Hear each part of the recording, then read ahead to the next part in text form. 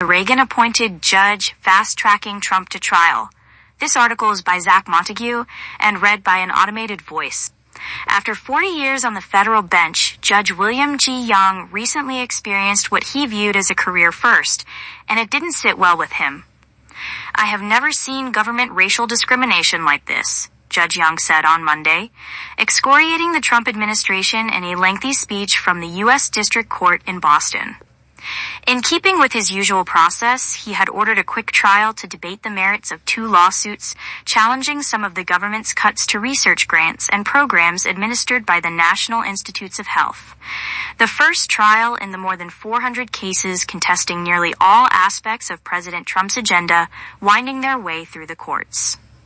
The grants at issue, which funded research into diversity-related topics like health disparities in Black and LGBTQ communities, were canceled by Mr. Trump and NIH leadership as part of the administration's efforts to eliminate diversity, equity, and inclusion initiatives and roll back transgender rights. Judge Young cast his decision to block the cuts as his duty in following the Constitution. "I am hesitant to draw this conclusion, but I have an unflinching obligation to draw it, that this represents racial discrimination," he said. That Judge Young would deliver such a frank ruling was perhaps unsurprising. His long career, President Ronald Reagan appointed him in 1985, has been punctuated by high-profile cases and outspoken advocacy for the value and fact-finding power of the judiciary. In addition to the NIH cases, Judge Young will preside this summer over other closely watched legal showdowns involving the Trump administration, including a lawsuit challenging the government's efforts to deport student activists and a case brought by Democratic-led states against the Trump administration's moves to halt progress on offshore wind farms as part of the president's enmity toward renewable energy.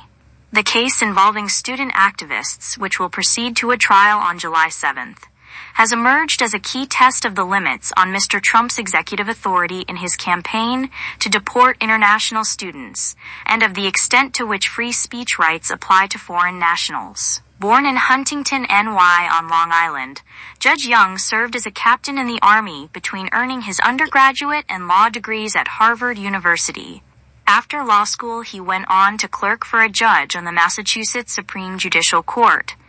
Judge Young declined to comment for this article, citing pending cases. But in a document published on the Boston Federal Court's website called his Common Book, he described the piece of advice given to him that he called the lodestar of my own judicial practice. "This is a trial court. Trial judges ought go on the bench every day and try cases," he wrote, quoting Justice John Henry Meagher, who served on the Massachusetts Superior Court. At 84, Judge Young has kept up a fast-track approach, often collapsing procedural hearings together in an effort to push ahead to the substance of a trial. Even after taking senior status in 2021, a moment when judges typically begin carrying a reduced caseload, he has continued to manage a heavy docket and delves into extended, informal disquisitions about his thinking on the matters before him. In a sea of novel legal questions created by Mr. Trump's maximalist approach to power, Judge Young often enters as a veteran, forecasting possible legal minefields and urging the lawyers involved to come prepared. Even in minor procedural hearings in the student activists case, he has pressed for early answers from the government about how campus demonstrations in support of Palestinians and against the current Israeli government were deemed a threat to the national interest by the Secretary of State. In that case, the groups suing the Trump administration have proposed introducing witnesses to speak to a climate of fear that their speech about Israel's military campaign could be grounds for deportation. In a May hearing, Judge Young warned the government's lawyers that any developments that could be seen as witness intimidation would draw a severe adverse inference from the court. "This is a trial. I think it's a trial of some public significance, so let me say a couple of things about that," he said. "If there's any threats or you are approached in any way, clients or lawyers, about your representation in this case, the issue of obstruction of justice is raised," he warned. "This is a trial. Trials are meant to be resolved on evidence with the cool, reflective, impartial adjudication of the facts." Judge Young has confronted his share of ugly and difficult cases in his 4 decades on the bench. As a Massachusetts Superior Court judge, before he was appointed to the district court by Mr. Reagan, he oversaw the trial of 4 men later convicted of aggravated rape. The case inspired the 1988 film The Accused, starring Jodie Foster. In 2002, Judge Young presided over the trial of Richard C. Reed, the al-Qaeda member known as the Shoe Bomber, who shouted a screed of threats when Judge Young sentenced him to life in prison over his plot to blow up a flight. "You're not going to stand me down. You'll go down," Mr. Reed yelled at his sentencing. "Your flag will come down and so will your country." "You see that flag, Mr. Reed? That's the flag of the United States of America," Judge Young responded.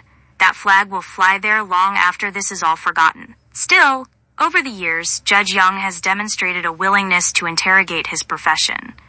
He has questioned the norms that underpin the justice system and called out what he saw as flaws that put criminal defendants at a disadvantage.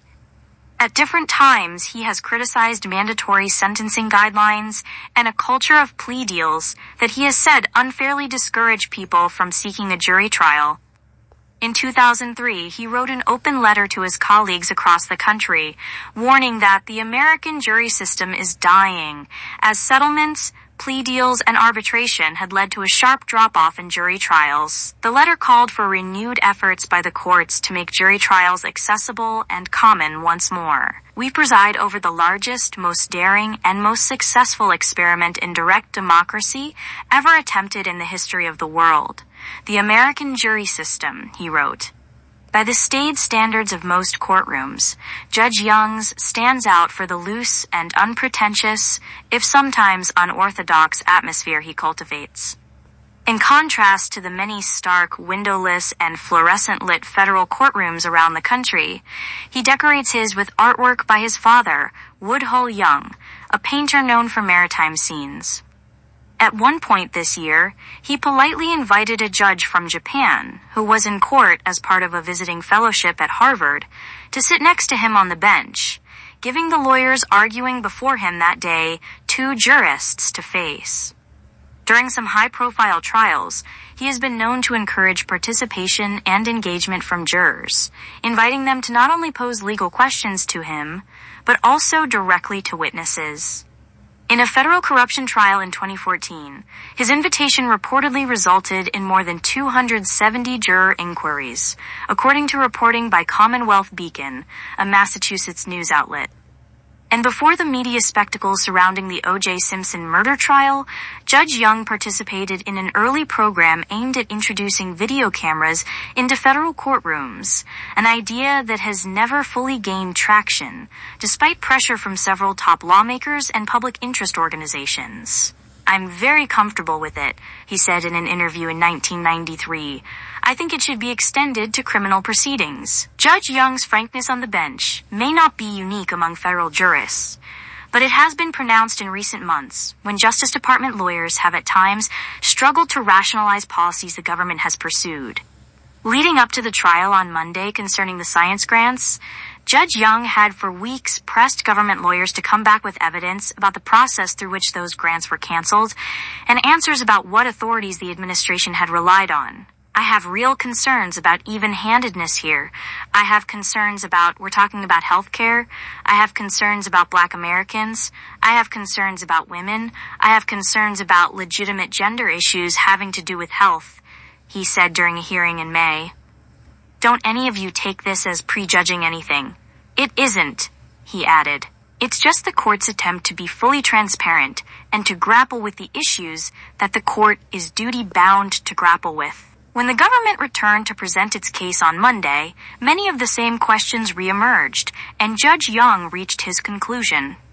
The Trump administration had purposefully stopped health research that benefits vulnerable or underserved Americans.